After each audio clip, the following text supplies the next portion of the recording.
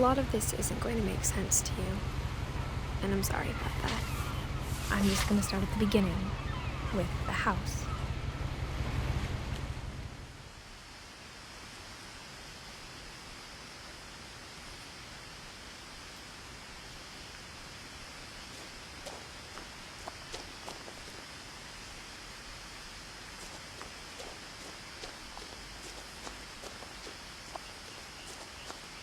I lived here until I was 11, but I wasn't allowed inside half the rooms.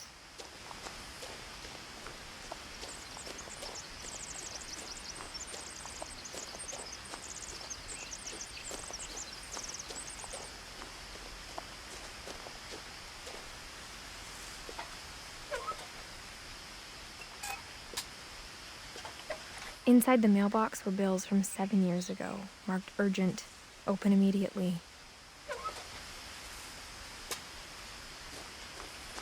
I hadn't been back since my brother Lewis's funeral.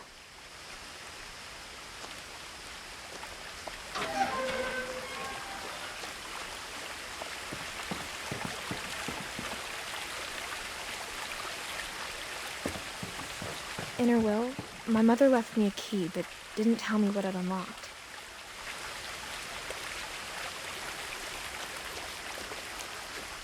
Maybe she thought I'd know, or she thought that the mystery would be enough to bring me back.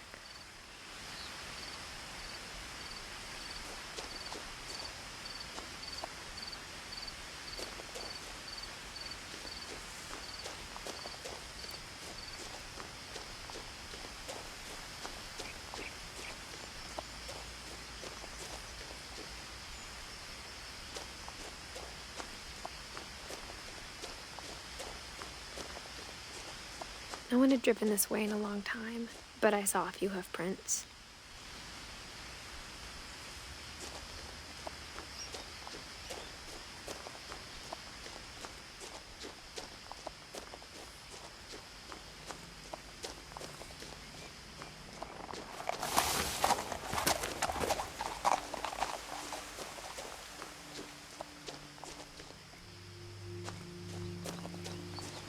The truth is, even after I inherited the house, I never thought I'd come back to it.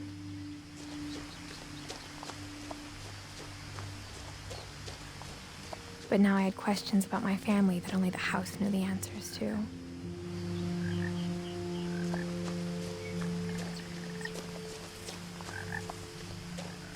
The house was exactly like I remembered it, the way I'd been dreaming about it.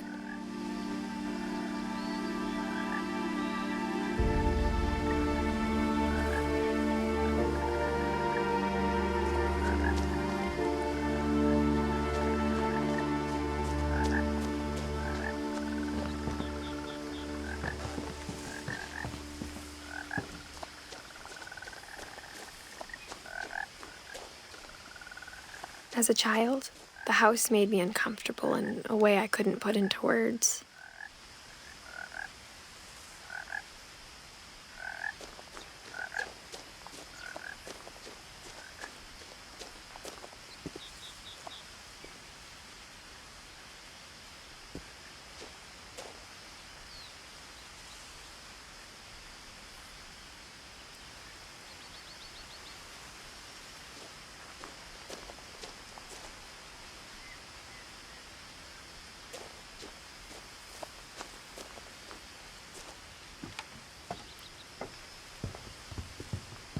Now, as a 17-year-old, I knew exactly what those words were.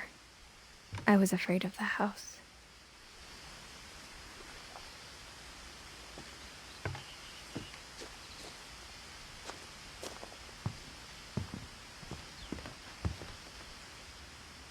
I hoped the key might unlock the front door. It didn't.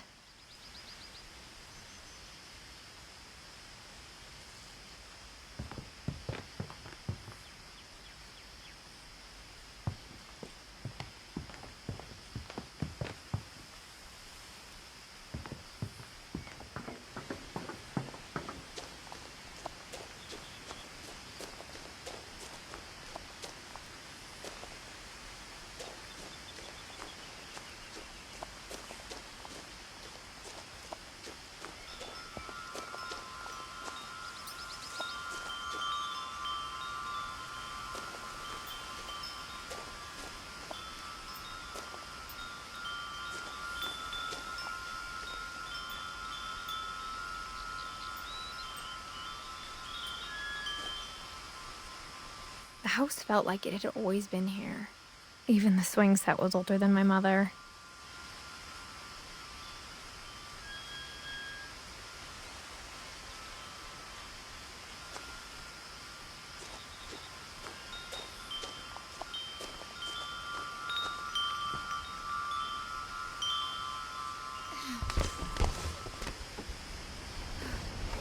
Crawling through the doggy door used to be a lot easier when I was 11.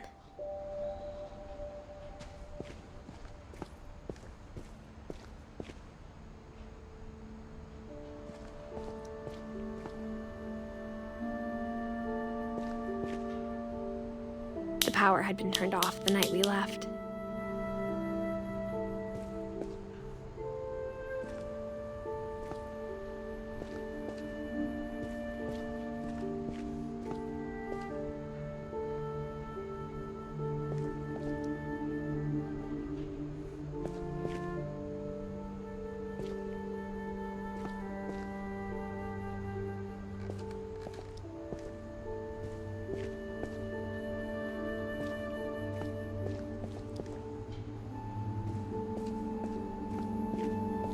For the first time in years,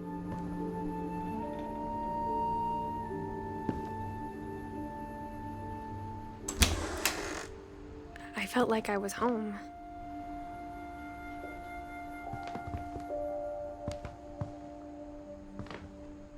But instead of a family, there were just memories of one.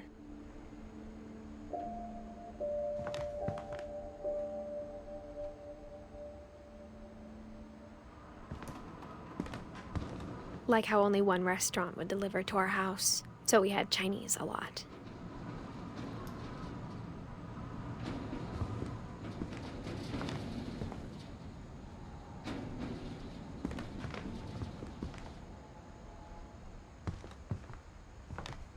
Or how after Louis started working at the cannery, we all got sick of eating salmon.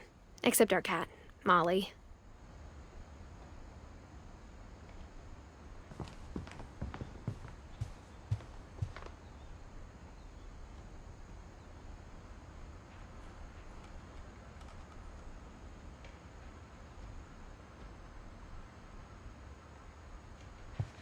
The table was still a wreck from the night we left. It was like a bomb had gone off, killing everyone but sparing the furniture.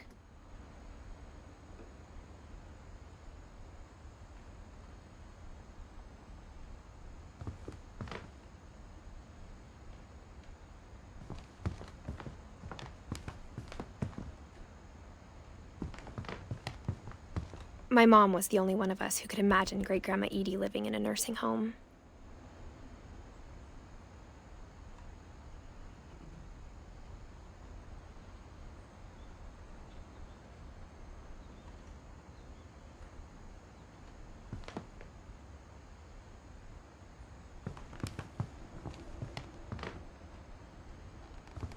Nothing in the house looked abnormal. There was just too much of it, like a smile with too many teeth.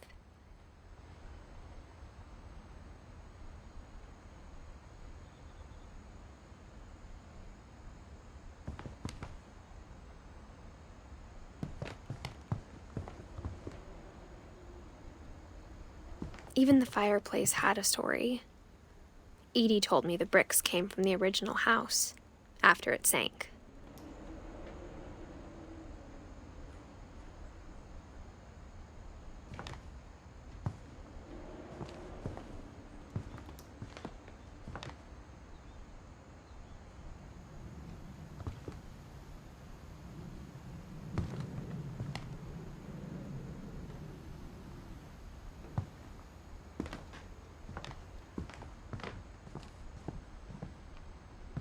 Mom always told me to stay out of the basement, so I wasn't too surprised when the key didn't fit.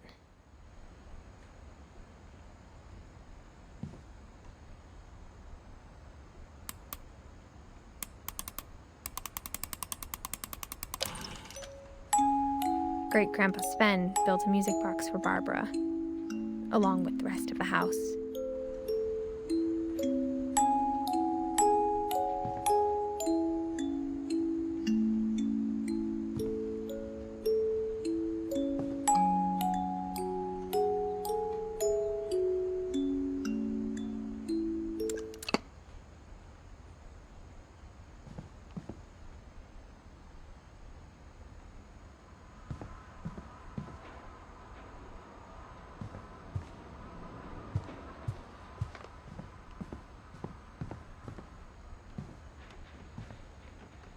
My mom wasn't much of an optimist, but she never stopped believing that my brother Milton was alive.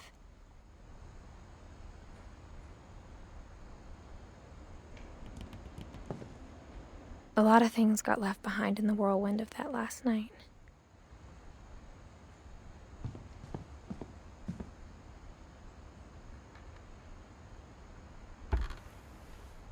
Edie told me once that every Finch who ever lived is buried somewhere in the library.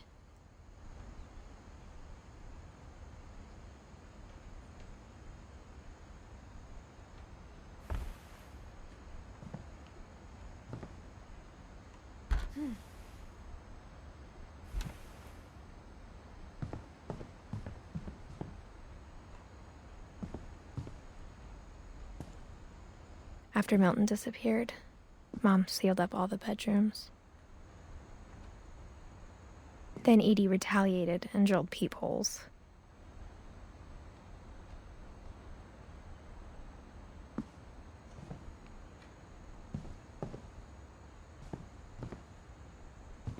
I spent a lot of time playing in Great Uncle Walter's room. I think my mom sometimes regretted not sealing it up.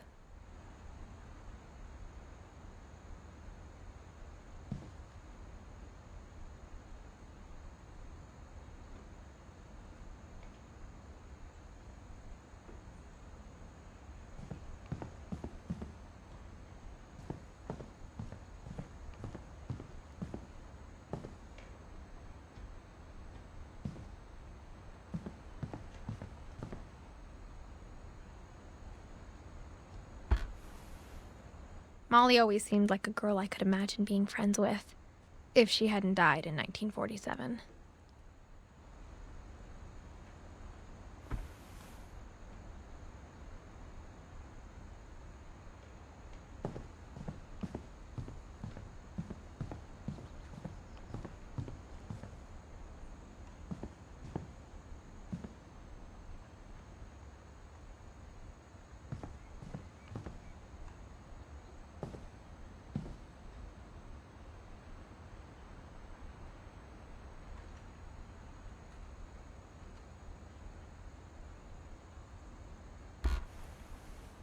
The last time I was in Edith Sr.'s room, I was 10 and she was painting my portrait.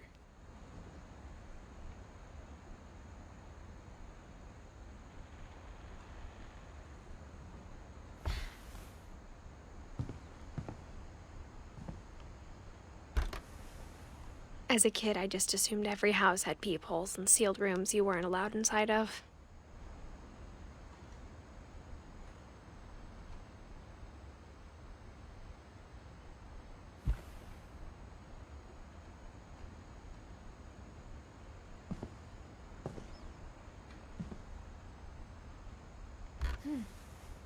My Grandpa Sam spent 7 years sharing a room with his dead brother, Calvin.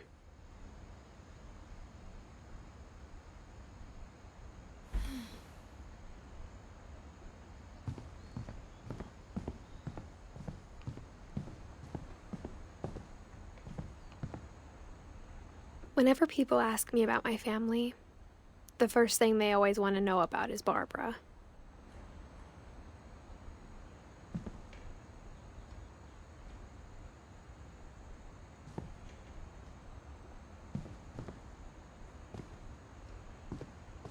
Mom must have locked the third floor stairs on the night we left.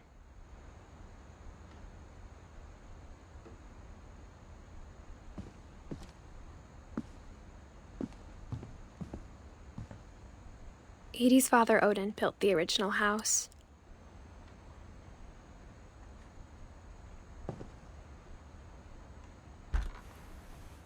Barbara was a child star for 2 years, until America grew out of it.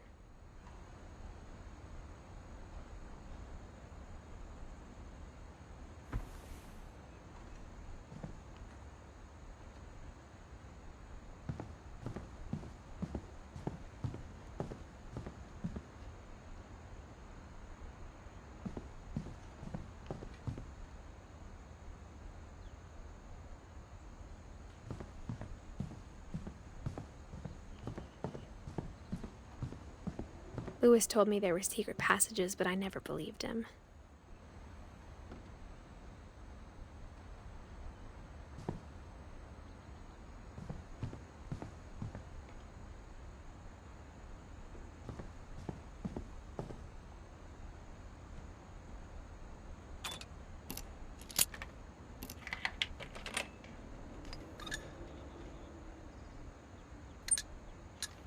Turns out, my mom was really good at keeping secrets. Now it was time to find out what my mom had been afraid of.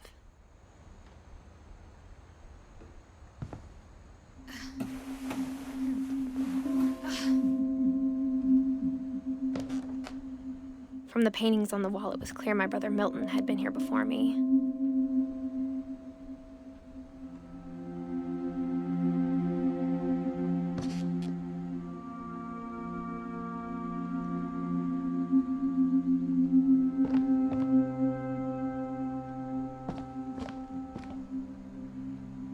Reading this, maybe it sounds like I had a plan. But I had no idea what was behind that door.